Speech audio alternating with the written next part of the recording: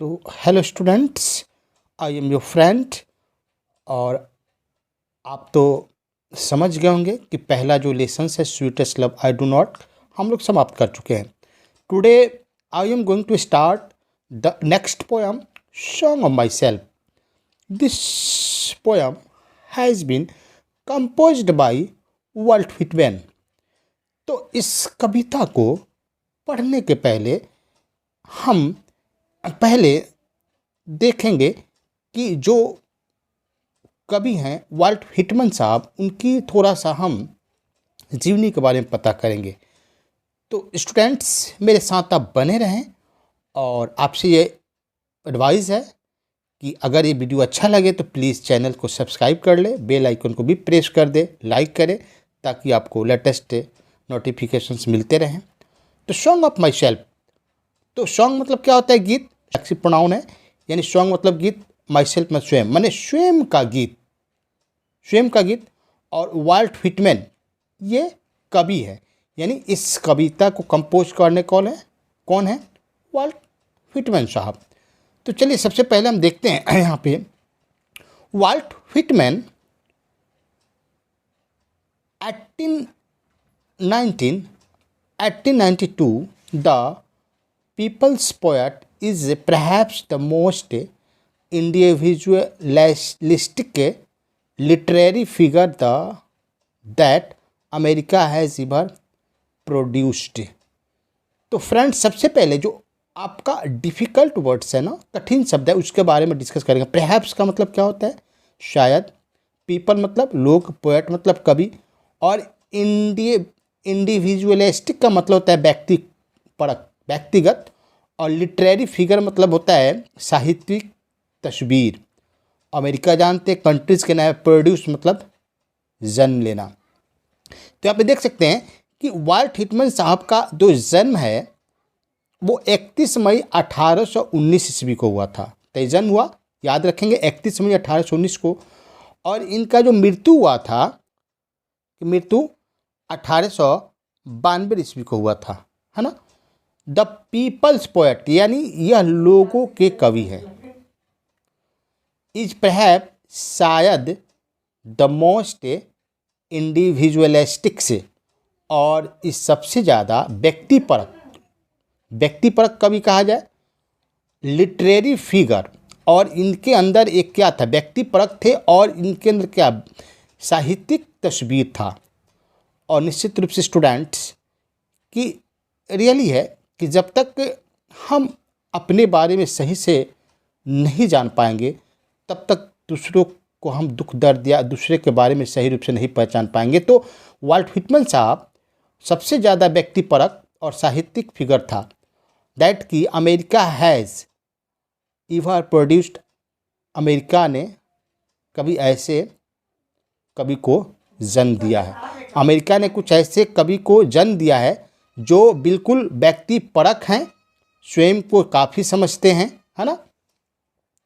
He began working as a carpenter before his 12th birthday। इसमें आपका जिसे begin इस सेकेंड फॉर्म से है, तो शुरू करना, वर्किंग मतलब काम करना, कारपेंटर मतलब बढ़ई होता है, और 12th मतलब 12वीं, बर्थडे मतलब जन्मदिन। मतलब ही बिगन उन्होंने शुरू किए, वर्किंग काम, एज ए कारपेंटर यानी एक बढ़ई के काम के रूप में शुरू किए, बढ़ई के काम शुरू किए, बिफोर हिज 12 यानी 12वीं जन्मदिन के पहले, 12 साल के जन्मदिन के पहले उन्होंने क्या करते थे? बढ़ई के काम, यानी 12 साल के जो कम के थे तो उसके पहले वो क्या काम करते थे? बढ़ई के काम करते थे। He also work as a printer, teacher and editor and was a volunteer nurse during the civil war. इसमें भी डिफ़िकल्ट वर्ड देख लें। अब प्रिंटर मतलब क्या? मतलब छपाई करने वाला, है ना। टीचर मतलब शिक्षक, एडिटर मतलब संपादक, वॉलंटियर नर्स मतलब कि सहकर्मी नर्स के रूप में, और सिविल वॉर मतलब होता है शीत युद्ध, है ना। तो वह काम किए एज ए प्रिंटर का भी काम किए, शिक्षक का भी काम किए, और संपादक का भी काम किए, और शीत युद्ध के दरमियान सहकर्मी एक नर्स के रूप में भी काम किए। मैंने लोगों को सेवा किए, युद्ध में जो घायल हुए मारे गए तो उनकी एक सहकर्मी के रूप में भी काम किए। हिटमैन पोएट्रीज, जो हिटमैन की काव्य हैं, all of which is collected in leaves of grass. अब देखिए यहाँ पे कलेक्ट मैंने इकट्ठा करना, संग्रह करना। तो हिटमैन की जितनी काव्य है, कविता है, सभी जो है एकत्रित किए गए लिप्स ऑफ ग्रास, यानी इनकी जो लिप्स ऑफ ग्रास है उसमें सारी कविताएं इनकी संग्रहित है। इज नोन फॉर, जाने जाते हैं, इट्स फ्री राइम्स, यानी या इनकी कविता में कोई तुकबंदी नहीं होता था। एंड लैक ऑफ राइम्स, बिल्कुल तुकबंदी के अभाव में इनकी कविता होती है। Whitman first published it at his own expense in 1855। Whitman first मतलब पब्लिश मतलब प्रकाशित करना, और मतलब अपना एक्सपेंस मतलब खर्च में।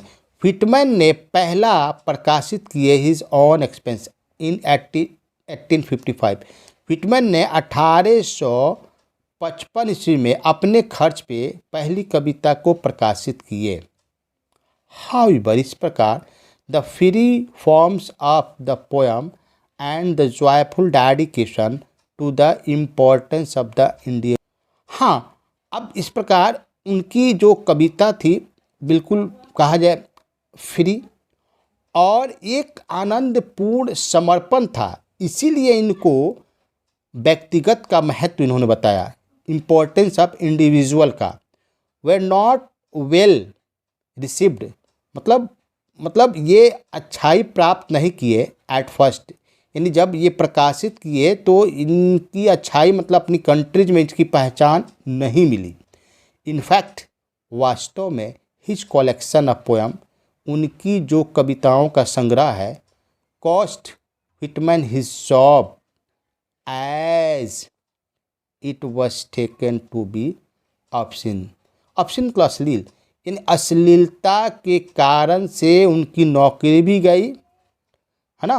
व्हिटमैन साहब की जो कविता, जो पहली कविता थी उसमें अश्लील हरकतें थी, उसके कारण इनकी जॉब भी, नौकरी भी चली गई, है ना, कविता की वजह से। इन 1881 1881 में आफ्टर मेनी एडिशन, बहुत से संग्रह के बाद, बहुत से संस्करण के बाद, leaves of grass finally found a publisher. अब लीव्स ऑफ ग्रास का एक पब्लिशर मिल गया, यानी उसको प्रकाशित करने वाला मिल गया, willing to print to it uncensored, जो अपने दम पे उसको प्रकाशित करने था। माने इनका कोई कॉपरेशन या पैसे की बात नहीं थी, बल्कि वो प्रकाशित पब्लिशर था, खुद ही अपने दम पे इसको प्रकाशित करने वाला मिल गया। ट्रांसलेशन ऑफ दिस कलेक्शन, इस संग्रह का अनुवाद, वेर इंथ्यूसिटिकली रिसीव्ड इन यूरोप। हाँ, जब इसका वो पब्लिशर ने अनुवाद किया संग्रह को, तो यूरोप में काफ़ी इनको सराहना मिली। इंथ्यूसिटिकली मतलब क्या होता है, सराहना रूप से, काफ़ी इनको यूरोप में इज्जत मिली, प्रशंसा मिली, सराहना मिली। बट लेकिन Whitman remain relatively unappreciated in America. लेकिन व्हिटमैन साहब फिर क्या हुआ, अपने ही देश में, अमेरिका में वो मायूस हो गए, यानी अमेरिका में कोई उनको प्रशंसा नहीं मिली। एप्रिशिएट मतलब प्रशंसा, और अन क्या है यहाँ पे, मॉर्फिन्स है, प्रीफिक्स है, तो अन एप्रिशिएट मतलब प्रशंसा नहीं मिली, यानी अमेरिका में फिर प्रशंसा नहीं। उस किताब का जो पब्लिश हुआ तो यूरोप में तो काफ़ी सराहना मिली, लेकिन फिर उनको जहाँ वो जन्म लिए थे अमेरिका में, कोई भी उनकी सराहना नहीं मिली। It was only after his death, उनकी मृत्यु के बाद, that he could win appreciation in America. वाह क्या बात है, सही बात है। ये जनरली देखा जाता है, अच्छे लोगों की पहचान मृत्यु की बाद ही मिलती है, सही बात है। हमारे यहाँ भी बहुत सारे राइटर्स, पोएट्स हुए हैं जो मृत्यु के बाद ही सराहना मिली, लेकिन जैसे व्हिटमैन साहब का जैसे मृत्यु होती है, अमेरिका में काफ़ी अब उनको सराहना और प्रशंसा की जीत मिल गई। In America for his original and innovative expression of American individualism, और अमेरिका के लोग इनकी व्यक्तिगत इनोवेशंस के लिए काफ़ी सराहना अब करने लगे। हिज इम्पॉर्टेंट वर्क्स इंक्लूड, इनकी सबसे महत्वपूर्ण जो एक काव्य है, शामिल है जो है लिव्स ऑफ ग्रास है जो 1855 में प्रकाशित हुआ, और दूसरा है ड्रम टैप्स जो 1866 में प्रकाशित हुआ। तो स्टूडेंट्स यहाँ पे देख सकते हैं ना कि मतलब वाल्ट व्हिटमन साहब की शॉर्ट बायोग्राफी है, और उसमें देख सकते हैं ना कि सबसे बड़ी की लिव्स ऑफ ग्रास है, सारी इसकी पोयम है। पहले तो अपने दम पे कविता लिखते हैं, वो मतलब सफल नहीं होते हैं, फिर एक पब्लिशर मिलता है, पब्लिशर मिलकर तो वो खैर उनकी कविताओं को ट्रांसलेट करता है, यूरोप में तो काफ़ी सराहना मिलती है, फिर भी अमेरिका में सराहना नहीं मिलती है। और आप जानते हैं कि कुछ से प्रथम जो एडिशन से प्रकाशित करते हैं जिसमें अश्लीलता की वजह से इनकी जॉब भी चली जाती है। लेकिन होता क्या है, सही बात है कि डेथ के बाद, मृत्यु के बाद इनकी कविता को अमेरिका में काफ़ी प्रशंसा मिलने लगी, है ना। तो ये इनकी छोटी सी एक बायोग्राफी है। लेकिन फ्रेंड्स अब नीचे आते हैं, यहाँ पे देखते हैं ना लिखा है वर्क इन स्मॉल ग्रुप्स, एक छोटा समूह बनाओ एंड डिस्कस दिस क्वेश्चंस, और इन प्रश्नों को डिस्कस करें। जैसे आप बहुत सारे स्टूडेंट्स हैं, 30-40 स्टूडेंट्स हैं, तो 3-4 ग्रुप्स बना लीजिए, बहुत सारे 10-12 ग्रुप्स बना लीजिए, दीजिए हाउ विल यू एक्सप्रेस, आप कैसे व्यक्त करेंगे योर फीलिंग, अपने अनुभव को कैसे व्यक्त करेंगे व्हेन यू फील डिलाइटेड, जब आप खुश होंगे तो अपने फीलिंग को कैसे एक्सप्रेस करेंगे। देखना कभी भी आप जब खुश रहते हो, whenever you feel happy, तो definitely you will sing yourself in internal parts. यदि आप जब खुश रहते हैं ना तो आप अकेले में ही बहुत अच्छे गीत को गुनगुनाते हो। तो गीत का गुनगुनाना बताता है कि कहीं ना कहीं आप खुश हैं। तो खैर इस क्वेश्चंस को आप 8-10 ग्रुप में रखकर सब स्टूडेंट्स के अलग अलग आप विचार लेंगे, ठीक है ना। दूसरा जो क्वेश्चन है, which types of song do you like to sing, और उस समय जब खुश रहते हो तो किस तरह का आप गीत गाते हो। तो डेफिनेटली बहुत ही अच्छे गीत गाते हैं, अच्छा गीत गाते हैं, बढ़िया गीत गाते हैं, है ना जी।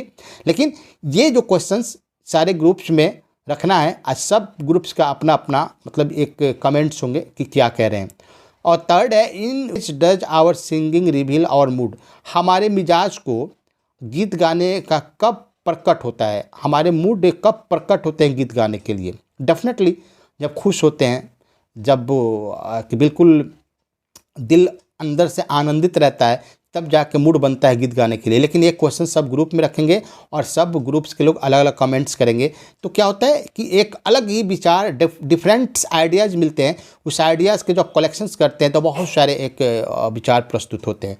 तो फ्रेंड्स, स्टूडेंट्स, आज हमने ये सॉन्ग ऑफ माई सेल्फ का जो वाल्ट व्हिटमन साहब का एक शॉर्ट बायोग्राफी पेश किया, और इसके बाद इनकी जो कविता है, पोएम्स है, इसका हिंदी मैं प्रस्तुत करूँगा। तो आज इतना ही, और फिर मिलते हैं अगले वीडियो में। तब तक के लिए शुक्रिया।